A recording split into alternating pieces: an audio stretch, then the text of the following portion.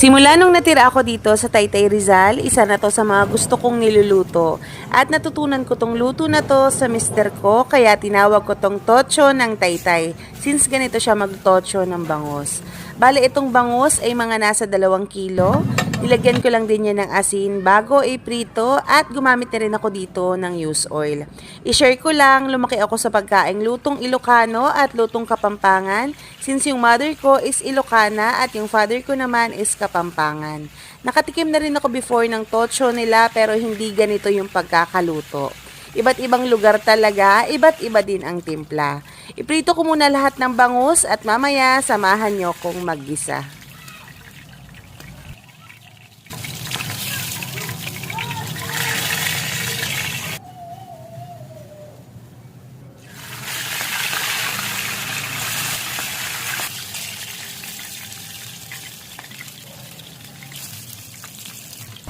Start naman ako mag-gisa, naglagay lang ako dito ng kaunting mantika at ginisa na yung luya.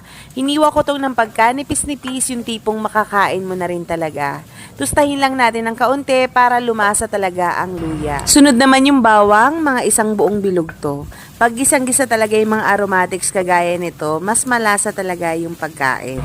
Next naman, yung maraming sibuyas na puti, mga 4 na bilog to. Kung may available pa kayong sibuyas, mas maraming sibuyas, mas masarap. Sabi rin ng mister ko, yung sibuyas ay kailangan mo siyang maluto ng husto.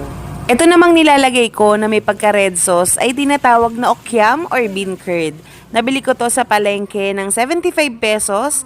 Kung kayo ay naglalagay ng tausi, pwede nyo rin naman tong lagyan. Naglagay na rin ako dito ng suka at paminta. Ito naman yung asukal. Since marami akong magsuka, marami ring asukal yung nilalagay ko. Kailangan kasi dito sumabay yung tamis sa asim ng ating tochong bangus. Naglagay lang rin ako dyan ng kaunting tubig. Tansya-tansya lang, pwede kayong mag-adjust ng timpla, depende sa panlasa nyo. Try nyo rin tong recipe na to, baka magustuhan nyo.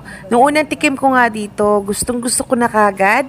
Mas mainam din kung boneless na bangus yung lulutuin nyo. At naghabol lang din ako dyan ng siling haba at ng leeks.